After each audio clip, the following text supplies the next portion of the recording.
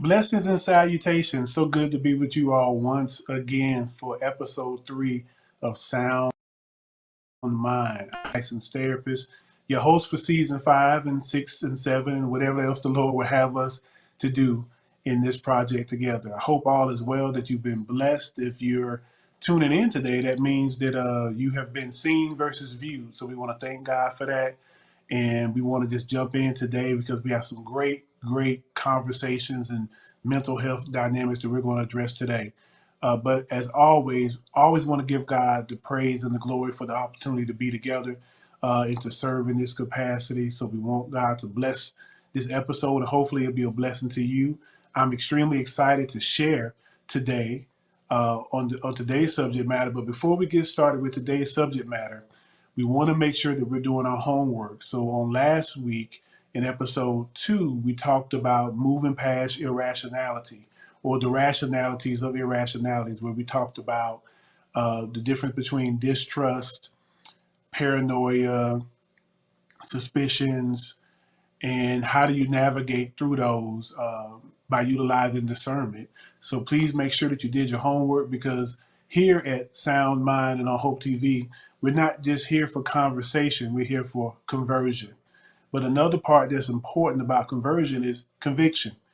If you feel convicted, I always tell my population that I work with in therapy, conviction is an indication that there is something either right that we should continue doing, or maybe there's something not so right that we need to address and look at. So hopefully and prayerfully through our content through this season, you'll receive the conviction that will lead to conversion because you've had conversation. Okay. All right. So let's dive right on in. So I am so excited about this particular episode's content, because today we're going to be talking about the psychology of lust versus love. Okay.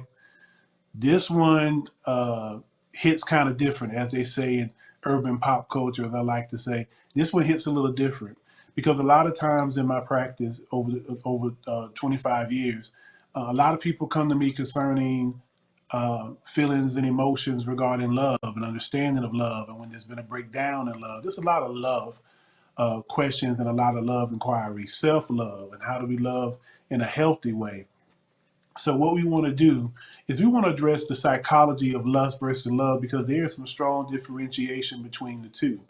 And so what we're going to do is, because this is a very padded conversation. So what we're going to do is, in this episode, we're going to talk about the lust characteristics. And then in the next episode, we're going to talk about the love characteristics. And we're going to do a comparison and contrast, because what I want to make sure is that we have an understanding of what these dynamics are. So I don't want to rush it. I want to give it to you slow, and I want you to be able to absorb it and really be able to look at yourself.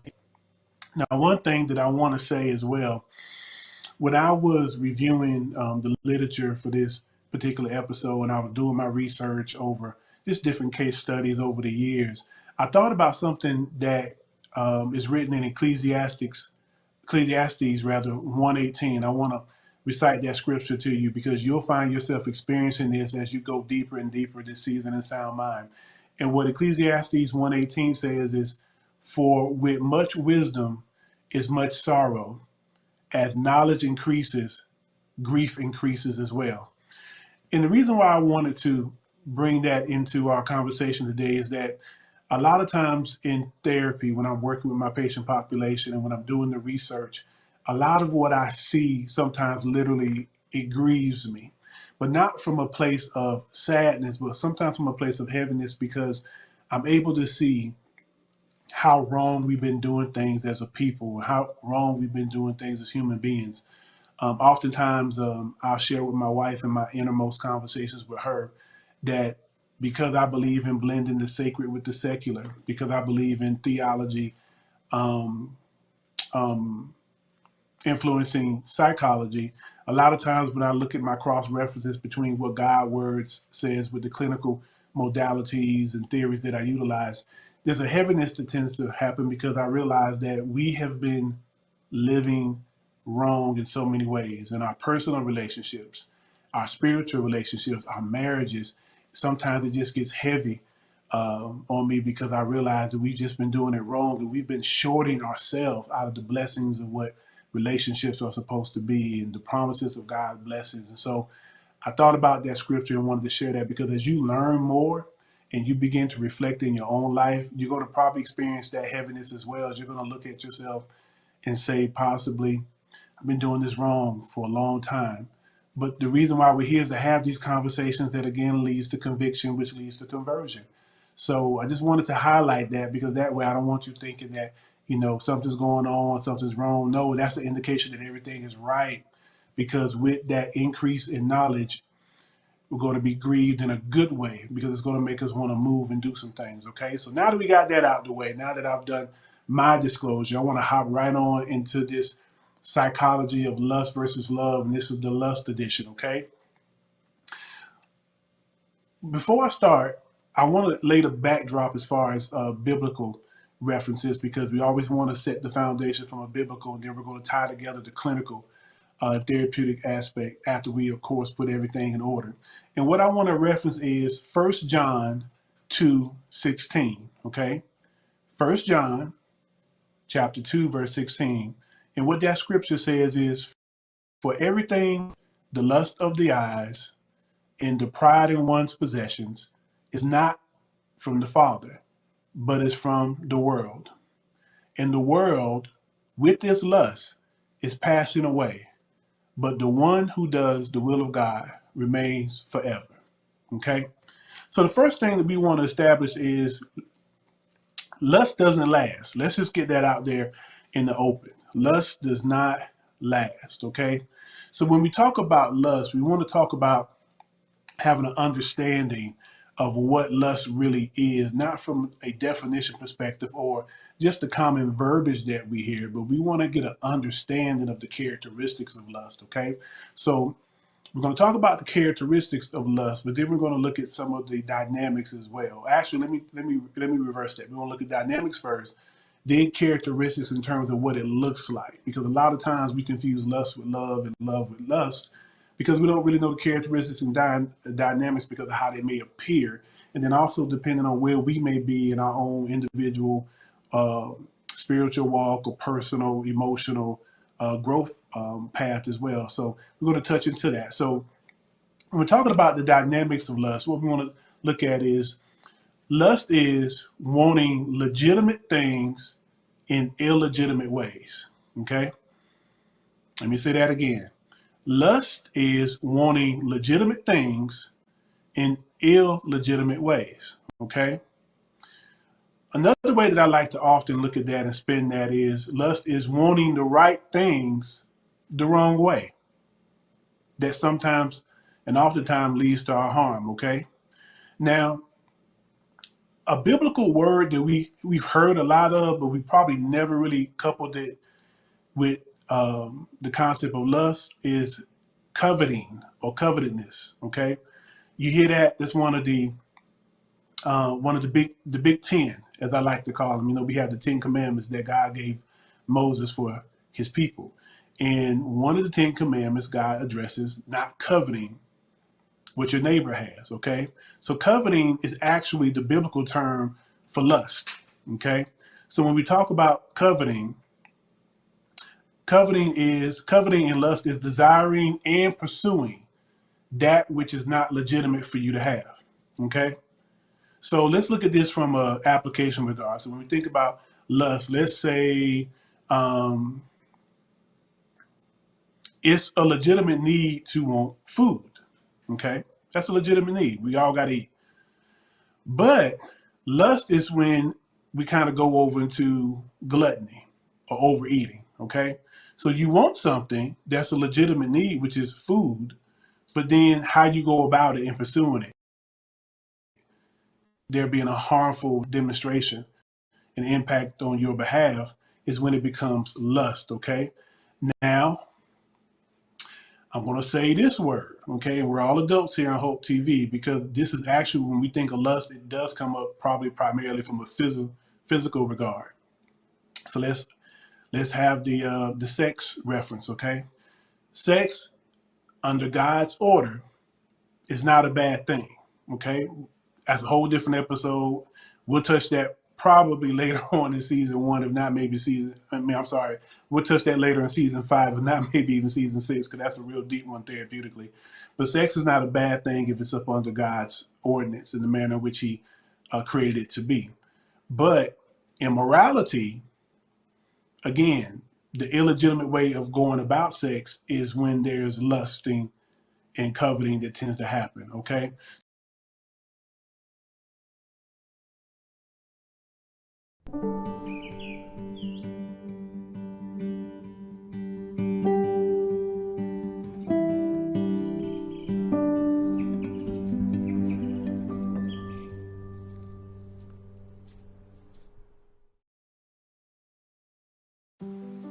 Hey, Dad. I need your help asking Jessica to prom. Of course. Love is like the ocean. You have to tread the Oh, waters. Dad. That's not the kind of help I needed. Hey, Jessica. Will you go to prom with me? Yes.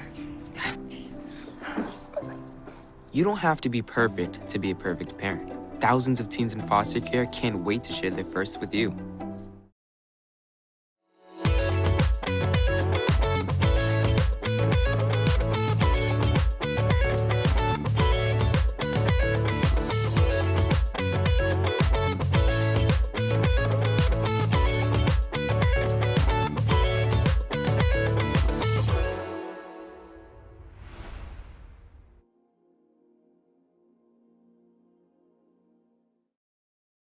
So again, we're talking about legitimate things that are understandable to have and that God wants us to have, but when we go about achieving it in illegitimate ways to the point that it can cause harm or disruption or even destruction, that's when it becomes a matter of lusting. Okay, so I wanted to kind of give us the backdrop in that because I wanted you to understand what we're talking about here. Because a lot of times when people hear the term lust, it's like, oh no, I'm not lusting. It's not in my spirit, because you think about it in an extreme way.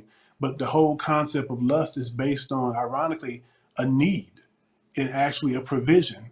But it's all about how we execute the provision that tends to differentiate how lust is either being rejected or even how it's being implemented or introduced into our lives, or how we may even implement it and introduce it in the lives of others. Okay, so that was important for us to understand those particular dynamics of lust. Okay, so what I did was I looked at the characteristics. I thought about, the sessions that I've had where I've dealt with individuals who may have had an eating disorder, individuals that may have had obsessive compulsive disorder, those that may have had generalized anxiety challenges, those that have had relationship issues as far as infidelity, those who have had issues with just a myriad of different dynamics where it appeared that lust was really the undergirding of what they were experiencing from a mental health regard.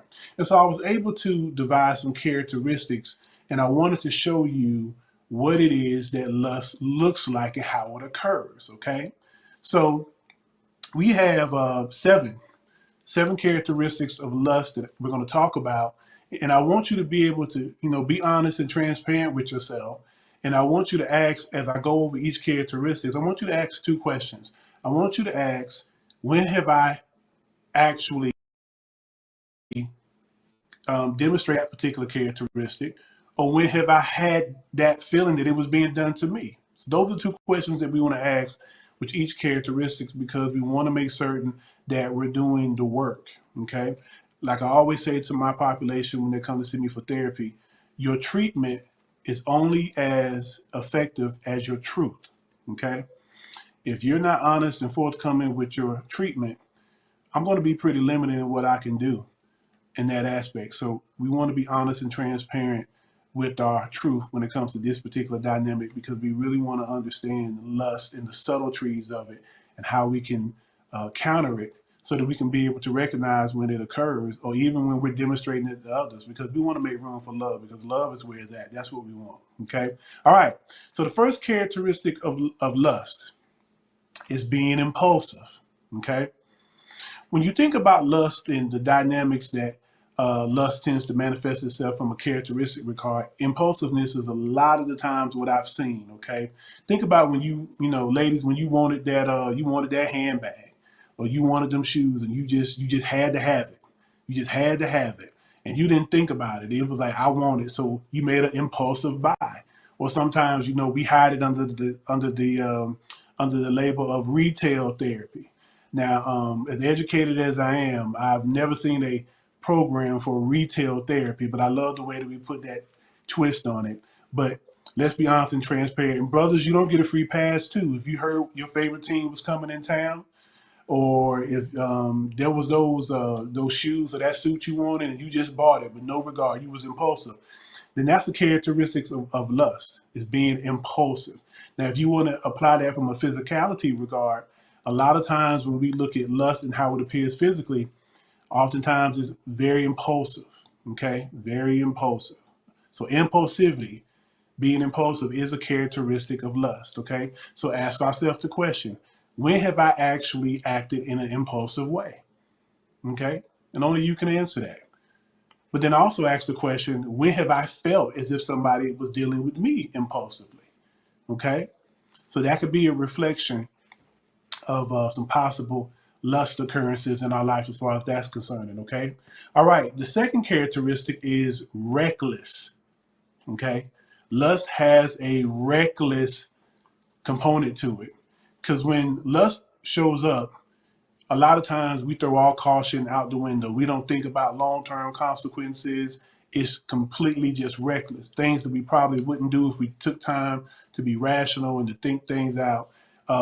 Typically what would occur is we probably will make a much better decision, but because we're reckless, we're not thinking about the consequences. And we're not thinking about the impact that it's going to have, not just on us. Okay? So and recklessness is also a characteristic of lust. So ask yourself again the question, when have I actually been reckless? And be honest with yourself, okay? If that means going back to your younger years, going back, you know, to some of your undergraduate years, your college years, your teenage years, just be honest with yourself, okay? So when was the time that you actually were reckless? But then also, when was there a time where you actually felt somebody was reckless with you? Okay, may have put you in a position where they put pressure on you to do something, and you felt as if, okay, there are consequences to this that could be long-standing, and they were being reckless. Okay, so that's something to consider. That's definitely something that we want to consider. All right. Third attribute of lust: selfishness. Being selfish or selfishness. Okay. A lot of times when you're talking about lust and we looked at being impulsive and being reckless, it's quite natural to see how selfishness will come into play. Because a lot of times with lust, we're just thinking about the right now. We're just thinking about us. We want it now, now, now, now. We're not thinking about anybody else because we're lusting. We're lusting for whatever that thing is. So again, ask yourself the question, when have I actually, if I'm honest with myself, been selfish? And when have I also felt as if people were being selfish with me? Okay. Now, just as a point of insight, it doesn't just reflect on physicalities. These things can also be done emotionally. People can lust emotionally. People that are attention seeking, okay, that's a lust for attention. People that have a hard time listening to folk, that could be a lust for control. So it's just so many different ways that lust can manifest itself. It's not just physical. It can definitely be emotional, mental, and it can be spiritual. It can be spiritual. Okay, so I just want to put that out there because I don't want you to limit yourself in terms of your overall insight of the information, how we can apply this to move to higher ground and to having the sound mind that we are pursuing. Okay, now the fourth of lust is momentarily. Momentarily. Okay, a lot of times when you're talking about lust, it is right there in the moment. All it cares about is that moment, being momentarily focused. It doesn't think about the past. It doesn't think about the future. It's just in that moment. It's funny because we live in a culture where oftentimes you hear people say, you know, you only live once. you're only gonna, you want to get one trip and, live life to its fullest. Well, I hear that and I can appreciate that in theory, but you make the wrong decision. And it doesn't feel like you just have one trip, on this life. You can feel as if you're living many punishments because of the decisions that we make because we're not exercising good judgment and we're operating from a spirit of lust. So lust has a momentarily focused agenda. It's not thinking about the past or the present. So again, let's ask ourselves the question: when have I actually operated in the moment without any regard to the past or the future? Or when have I felt like somebody dealt with me in the moment? Okay. And that can be applied in a lot of ways. One thing that comes to my mind is sometimes when you get a person that calls you for a sales call, and after you have kindly told them that you were interested, they just felt as if that moment, they just had to capitalize on that moment. And as a result, they would demonstrate some of these other characteristics, the impulsiveness and the selfishness of wanting to take that moment because they were lusting for that next sale or that next commission. Okay. So just again, be mindful of not just internal applications, but also external as well. Okay. All right. So the fifth characteristic, okay, lust is impossible to feel. And when I say feel, I mean FILL. Lust is impossible to feel. You never get enough. You never get enough. How many handbags, good sisters, does it really take? How many pairs of shoes? Okay. Brothers, how many Jordans do we really need to have? How many suits do we really need to have? When you out there, we just bought it. Well, it was on sale and I had to have them. And, it was on sale and, it was a limited edition. But you got 40 sitting at home. Like really, it's impossible to feel. So that's what we look at when we look at lust. It's never enough. It's never enough. And that's always a very, very careful place that we have to tread, because when something is never enough, that means we're always searching for something. Okay. So when you look at things from a lust regard, it's going to have that feeling of it's impossible to feel because there's a lack of something. And, we got to figure out what that is. And, of course, we could do that in therapy. If you see that, no matter how much you have, it's never enough. Maybe we don't have the emotional or spiritual maturity to be able to be thankful to the point where we say, okay, I got more than enough. I got more than enough. And I'm more than at peace with what I do have. So that's a characteristic as well. That's the fifth characteristic. And again, asking ourselves the question, when have I actually felt as if something was impossible to feel? So when did I feel like I just couldn't get enough of it? Doesn't mean, you maybe have something once or twice and that's just it. But when you start manifesting your life patterns to feel something at no regard for in no regard for the consequences or the impact, that means it's impossible for you to feel. So you may want to see either myself or one of my peers about that, because we want to see what's at the core of that impossibility to feel. Okay. But then also, when have I felt that it was impossible to feel whatever it was that those that I'm in relationship with may need? Sometimes we may feel as if it's impossible to please a parent. It's impossible to do enough for our spouse or our mate. And that's after we put forth good effort. So I don't want you all going to your parents or to your mate and saying, well, I heard on Sound Mind, the therapist said that you're impossible to feel. No, this is if you put forth the effort. Okay. So if you put forth the effort considerably and consistently, and it seems to not move the needle, then you probably need to come see myself or one of my peers, and let's have that conversation one-on-one therapeutically. Or maybe you need to bring your mate, your spouse, or your parents in. Okay. So nobody's above reproach when we look at any of these. So it's just a matter of all the different ways that we could apply it, because we definitely want to be convicted to have that conversion in our life. Okay.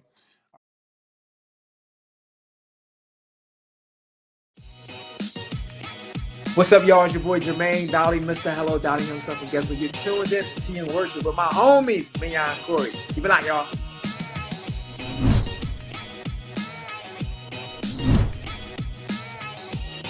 Hey y'all, it's Candy West, and you're watching Tea and Worship with Mignon and Corey.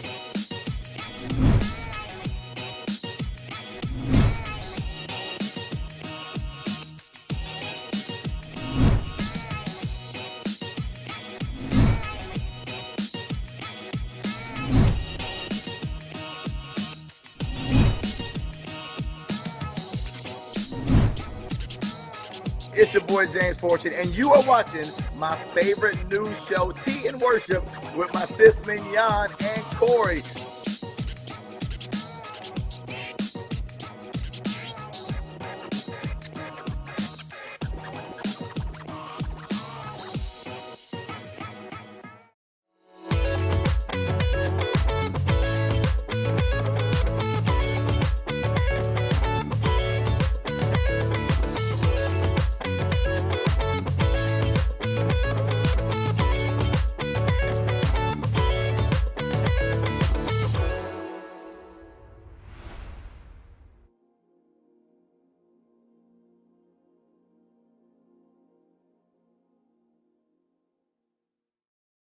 So the sixth characteristic is chaotic. Lust has a chaotic demographic to it, okay?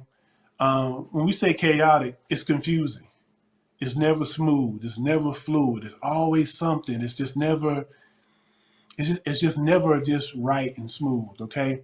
And a lot of times with lust, because it's chaotic, it's going to put us in a lot of anxiety provoking situations. It's going to also put us in some situations that can have some short term and long term consequences. Okay. From a spiritual regard, you know, the Bible speaks of all things being decent and in order. Okay. And we also often refer to God as being God who is not the author of confusion. We know who the author of confusion and chaos is, and that's Satan and the enemy. So, when you look at it from a spiritual aspect, if you think about where lust has its origins from, who better to look at than Satan? Because Satan lusted for God's position. He demonstrated all these dynamics. He was impulsive, he was reckless, he was selfish, he dealt in the moment.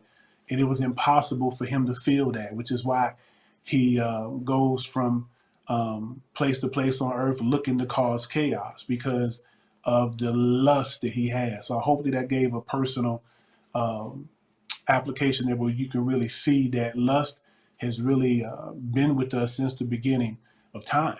Okay, but we don't have to succumb to it at all. Okay, we don't have to succumb to it at all. Okay, because we are indeed called for victory and we operate not in victory. Okay, so the last one, the seventh characteristic of lust is just something to do. It's just something to do. It's not really a motivation behind it per se. It's just something to pass by time. And ironically, a lot of times when we demonstrate lust, you have that rush that you may feel in the lust being fulfilled. But the ironic thing about lust that I've always seen in my practice, regardless of the mental health and behavior health and relational dynamics, right after that lust has been fulfilled and satiated, it's always a letdown afterward. It's never what one thought it was going to be. So then when a lot of times therapeutically, when I would ask the question, well, you know, what was on your mind? What were you thinking? What was the motivation? And they will often say to me, well, it was just something to do. So therefore, it was kind of it was a distraction. It was a distraction. Okay. So when it's just something to do, it doesn't really have a purpose outside of that immediate moment. That's often a characteristic that you'll see when it comes to lust and dealing with lust accordingly as far as that's concerned. So again, through all of these seven characteristics, we want to again ask the question, when have I actually, and whatever that characteristic is, and then also the second part of the question is, when have I felt that that was done to me? So the good thing in this is that I want us to be able to really look at lust in terms of what we have pushed on people, what we have taken people through, but then also what's been done to us.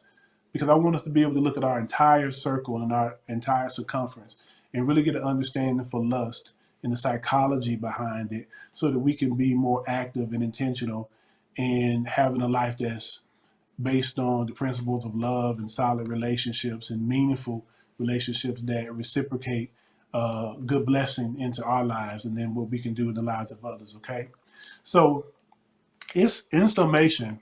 Here's basically what lust does. Lust basically says, "I just want a moment." That's what lust says. I just want a moment. This moment. That's it. So if lust had a voice, and you would ask lust, "Well, lust, what do you want?" Lust would say, "I just want a moment. I don't want you long term. I don't want to be invested. I don't want any responsibility, and I don't want any accountability. I simply just want a moment."